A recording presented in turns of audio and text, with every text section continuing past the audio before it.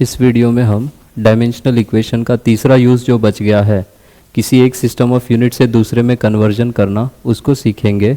Limitations है कुछ dimensional analysis के, उसको सीखेंगे और इसको कंक्लूड करेंगे। तो अगर हमने कोई क्वांटिटी Q मेजर किया है तो हमें पता है उसका numerical value n into unit size U, ये दोनों का प्रोडक्ट कैसा होता है, कांस्टेंट। न्यूमेरिकल वैल्यू बड़ा होगा तो यूनिट साइज छोटा होगा, यूनिट साइज बड़ा कर दिया तो न्यूमेरिकल वैल्यू छोटा हो जाएगा। इसी चीज़ को हम लिख सकते हैं n1 u1 is equal to n2 u2।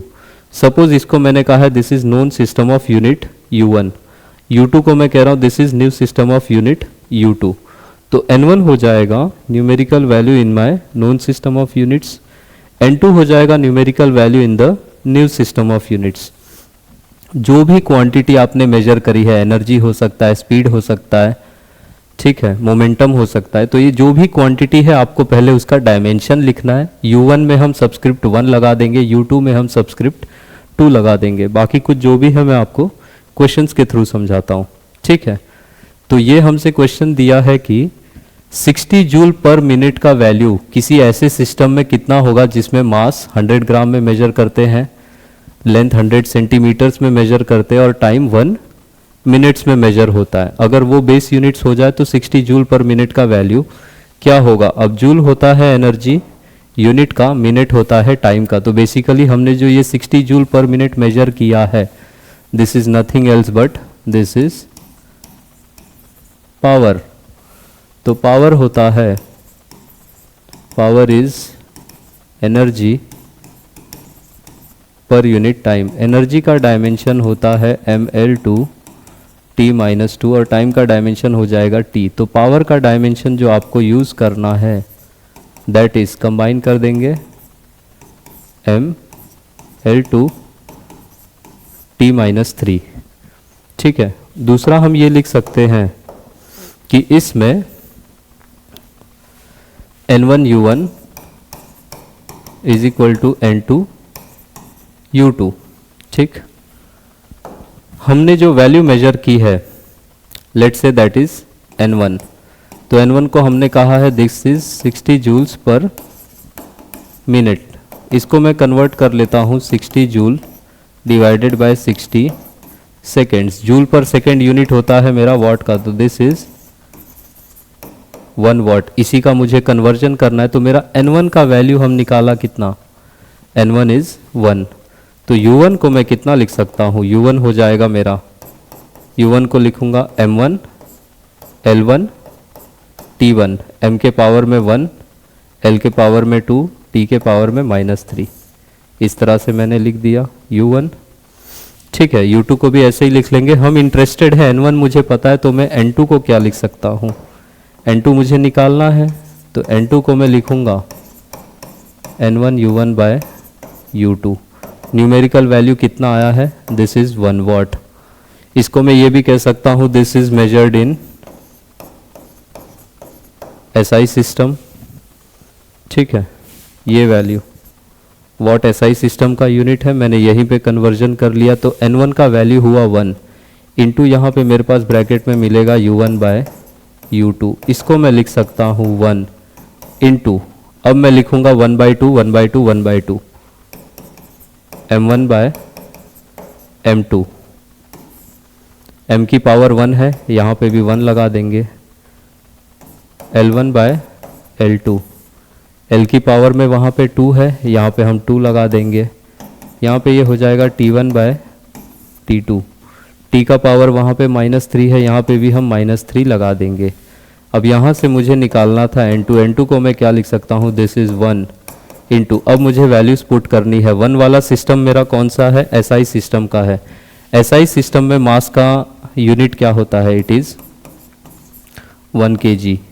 नीचे जो 2 वाला मेरा सिस्टम है, यहीं पे लिख दूँ दिस इज न्यू सिस्टम, और ये u1 है मेरा, दिस इज SI सिस्टम। तो पहले सिस्टम में, SI सिस्टम में मास का यूनिट 1 kg, दूसरे नए वाले सिस्टम में मास का यूनिट है 100 ग्राम, पावर में अभी भी 1।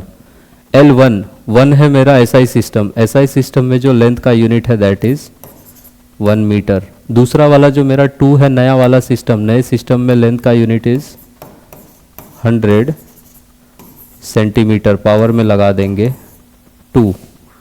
टाइम का यूनिट एसआई सिस्टम में होता है 1 सेकेंड, और नए वाले सिस्टम में दिया है 1 मिनट। इस 1 मिनट को मैं लिख सकता हूँ दिस इज 60 सेकेंड, और पावर में हो जाएगा -3। तो अब यहाँ से n2 का वैल्यू मेरे पास कितना आया, this comes out to be 1 into, पहले ब्रैकेट में मुझे क्या मिलेगा, 1 kg को मैं कितना लिख सकता हूँ 1000 ग्राम, और नीचे में है 100 पावर में 1। 1 मीटर को मैं कितना लिख सकता हूँ 100 सेंटीमीटर, और यहाँ से भी 100 सेंटीमीटर, तो इस ब्रैकेट में मुझे 1 ही मिलेगा, और यहाँ से ये हो जाएगा पावर में 2। तीसरे ब्रैकेट में मुझे क्या मिलेगा 1/1 सेकेंड, नीचे में 60 सेकेंड, इसको मैं लिख सकता हूँ 60 का पावर में -1 द होल पावर में -3। इसको अगर अब हम सॉल्व करेंगे तो हमारे पास जो फाइनल आंसर आएगा दिस शुड बी, यहाँ से इस ब्रैकेट से हमें सिर्फ कितना मिलेगा, ये 0 कट जाएगा, यहाँ से 10 मिलेगा, और यहाँ से ये हो जाएगा 60 का क्यूब इंटू 10, 6 का क्यूब होता है 216 इंटू ये हो जाएगा 10 का पावर 4। हम आंसर लिख देंगे दिस इज न्यू यूनिट्स। इस तरीके से आप सॉल्व करोगे, ठीक है। 216 into 10 to the power 4 new units, तो 60 जूल पर minute 216 into 10 to the power 4 new units के बराबर होगा इस नए सिस्टम में जिसमें हमने मेजरमेंट किया है। तरीका यही होगा, आपको क्वांटिटी आइडेंटिफाई करनी, कौन सी मेजर हुई, उसका डायमेंशन लिखना है। एक सिस्टम ऑफ यूनिट नोन होगा, दूसरा अननोन होगा, 1/2 या 2/1 जैसा भी आपका एनोटेशन है उसके हिसाब से आप प्रोसीड करेंगे। एक और क्वेश्चन देख लीजिए। इस क्वेश्चन में कह रहा है कि एक नया सिस्टम ऑफ यूनिट्स है called star units. Star system में 1 kg है 10 kg के बराबर, 1 metre star 1 kg star is equal to 10 kg, 1 metre star is equal to 1 kilometre, 1 second star is equal to 1 minute. हमसे कह रहा है कि 1 जूल इस नए सिस्टम में कितना होगा। तो ये 1 जूल क्या है, this is unit of energy, और ये कौन सा सिस्टम है, एसआई सिस्टम है। तो हमें यूज़ करना है N1 N2। सबसे पहले तो हम एनर्जी का डायमेंशन लिख लेंगे। एनर्जी का dimension M L2 T-2। Use हमें करना है N1 U1 is equal to N2 U2। U1 को कह लो U1 है मेरा SI सिस्टम का, और U2 is the value in new system which is star वाला सिस्टम। हमें नए सिस्टम में वैल्यू निकालनी है तो हमें N2 निकालना है। देयरफॉर N2 को मैं लिख सकता हूँ this would be N1 into U1/U2। अब डायमेंशन लिख के 1/2 करना है। N1 का न्यूमेरिकल वैल्यू कितना है, 1 जूल का कन्वर्जन करना है, तो दिस वुड बी 1। दूसरा, अब 1/2 करना है, डायमेंशन लिखेंगे, 1/2 करना है तो ये हो जाएगा M1/M2। पावर में M का 1 है, यहाँ भी 1 लगाएंगे, L1/L2, L के पावर में वहाँ 2 है, हम यहाँ 2 लगाएंगे, 1/2 है तो यहाँ पे हम फिर T1/T2 करेंगे, वहाँ पे पावर -2 है, हम यहाँ भी -2 लगाएंगे। अब 1 वाला सिस्टम मेरा कौन सा है, SI सिस्टम। 2 वाला सिस्टम है मेरा नया, बस यहाँ पे आपको वैल्यूज़ पुट करनी है। तो इसको मैं यहाँ पे कितना लिख सकता हूँ, दिस इज़ 1 इंटू पहले ब्रैकेट में 1 है SI सिस्टम में, SI सिस्टम में मास का यूनिट इज़ 1 kg। 2 मेरा नया वाला सिस्टम है स्टार सिस्टम। स्टार सिस्टम में 1 kg स्टार इज़ कितना 10 kg, M का पावर में 1, यहाँ भी 1। लेंथ का 1 SI सिस्टम में यूनिट हो जाएगा मीटर। दूसरे वाले इसमें है 1 किलोमीटर, इसको मैं यहीं पे लिख दे रहा हूँ, दिस इज़ 1000 मीटर, पावर हो जाएगा 2। तीसरे वाले में 1 है मेरा SI सिस्टम, इसमें टाइम का यूनिट होता है 1 सेकेंड। दूसरे वाले सिस्टम में है 1 मिनट, तो उसको मैं यहीं पे कन्वर्ट करके लिख सकता हूँ, दिस इज़ 60 सेकेंड। पावर में अभी भी यहाँ पे -2 चलते चला जाएगा। अब कुछ चीज़ें कटेंगी, यहाँ पे kg से kg कट जाएगा, 1/10 मिलेगा, मीटर से मीटर कट जाएगा, सेकेंड से सेकेंड कट जाएगा। आपके पास जो वैल्यू होगा 1 इंटू पहले ब्रैकेट से आपको मिलेगा 10 का पावर -1 पावर में 1, दूसरे ब्रैकेट में आपको मिलेगा 10 का पावर -3 पावर में 2, तीसरे ब्रैकेट में 1/60 को मैं लिख सकता हूँ 60 का पावर -1 द होल पावर -2। सबको अगर मैं सिंप्लीफाई करूँ तो यहाँ से आएगा 10 का पावर -1, यहाँ पे आएगा 10 का पावर -3 और 2 -6, -1 -6 ये हो जाएगा 10 का पावर -7 इंटू यहाँ से मैं लिख सकता हूँ इसको 60 का स्क्वायर, तो 60 का स्क्वायर हो जाएगा 36 into 10 to the power 2 into 10 to the power -7। आपका जो फाइनल आंसर होगा that should be 36 into 10 to the power -5, क्योंकि इसका नाम दिया है तो हम लिख देंगे स्टार यूनिट्स। ये आपका फाइनल आंसर होगा। आई होप चीज़ें समझ में आ रही हो। 36 इंटू 10 टू द पावर -5। आपको एक U1 को बोल देना है, जो भी नोन सिस्टम है, U2 को नया सिस्टम बोल देंगे तो N2 निकालना है। U1/U2 जो भी डायमेंशन है उसी में अकॉर्डिंगली पावर्स के अकॉर्डिंग रख के आप सॉल्व करेंगे। ठीक है। थर्ड वाला एक और क्वेश्चन है कि सरफेस टेंशन मर्क्यूरी का 540 डाइन पर सेंटीमीटर है। तो अब ये डाइन पर centimetre, this is CGS system. सबसे पहले तो आपको यही पहचानना है कि ये जो डाइन पर सेंटीमीटर है ये कौन सा यूनिट है, दिस इज CGS सिस्टम का मेजरमेंट है। ये आपको न्यूमेरिकल वैल्यू दे रखा है। दूसरा चीज़, सरफेस टेंशन होता है this is force acting per unit length किसी भी फ्लूइड के लेयर पे। ठीक है, फ्लूइड सरफेस पे। तो सरफेस टेंशन का जो डायमेंशन हो जाएगा that would be dimension of force ml t-2 divided by dimension of length. L से L कट जाएगा, आपके पास जो वर्किंग डायमेंशन आएगा that would be m into T का पावर -2। ठीक है। U1 को कह दो ये आपका नोन सिस्टम है और ये है CGS। U2 डेफिनेटली आपका फिर न्यू सिस्टम हो जाएगा। N1 U1 को हम लिख सकते हैं N1 U1 is equal to N2 U2। मुझे नए सिस्टम में न्यूमेरिकल वैल्यू चाहिए तो मैं N2 को लिख सकता हूँ this is N1 into U1/U2। Numerical value पहले सिस्टम में हमें दिया है 540 डाइन्स पर सेंटीमीटर। इसी को कन्वर्ट करना, अब हम 1/2 लिखते जाएंगे। मास का डायमेंशन तो ये 1/2 में हो जाएगा m1/m2 पावर में 1, L है नहीं, t1/t2 पावर में -2।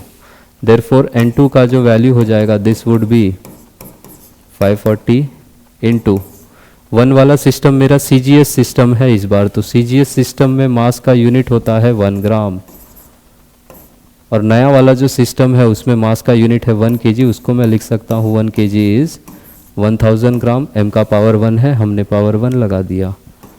टाइम का यूनिट कोई भी सिस्टम हो 1 सेकेंड होता है। नए वाले सिस्टम में हमें दिया है कि दिस इज 1 मिनट। 1 मिनट को हम लिख सकते हैं 1 minute is nothing else but 60 second और पावर में हम यहाँ पे -2 लगा देंगे। कुछ चीज़ें फिर से कटेंगी।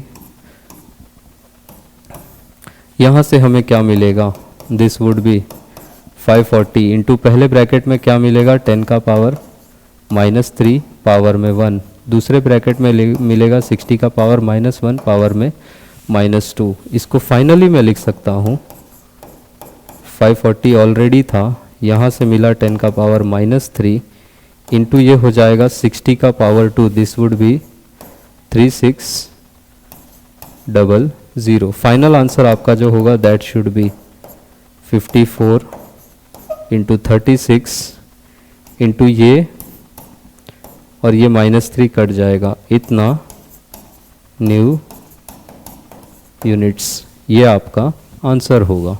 ठीक है, तरीका आपको सीखना है, प्रोसेस यही होगा। आपको क्वांटिटी आइडेंटिफाई करनी है, उसका डायमेंशन निकालने आना चाहिए, क्योंकि उसी के डायमेंशन पे 1/2 या 2/1 आप जैसे भी लिख के आगे बढ़ोगे।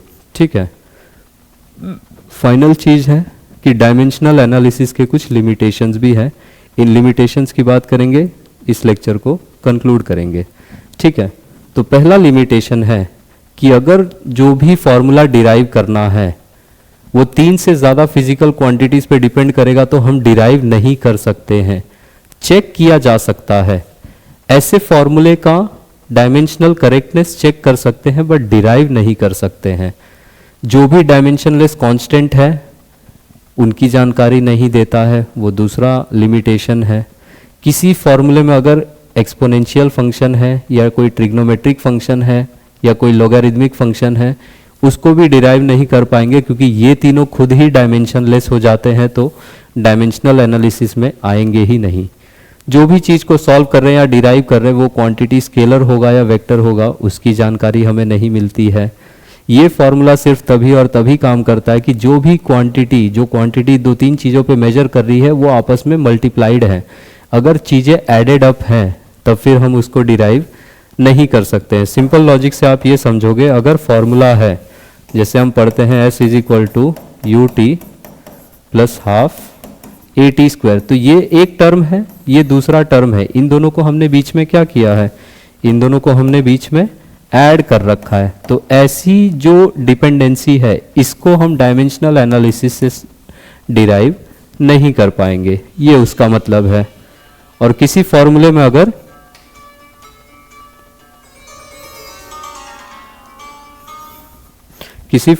अगर एक से ज़्यादा टर्म्स ऐड या सब्ट्रैक्ट हो रहे तो हम उनको भी डिराइव नहीं कर सकते।